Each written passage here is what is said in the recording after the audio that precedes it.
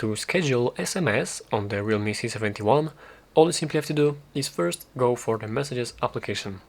From here, select any contact that you'd like to schedule a message to. I will select this one, and from here, simply type in any message that you want to schedule.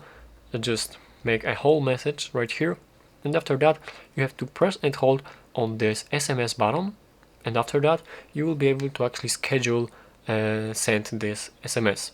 You can schedule send it like tomorrow at different hours right here, or you can pick yourself the date and time to send this message.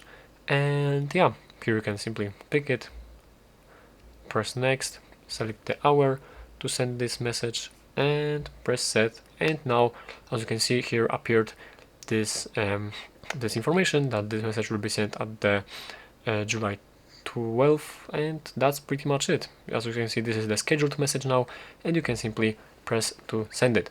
And now you can see all the scheduled messages right here.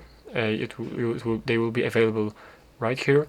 And if you'd like to, you can tap on this icon of this scheduled message, and you can, for example, update this message. You can send it right now, or you can delete this message completely. And that's all you have to do. That's how you can do this.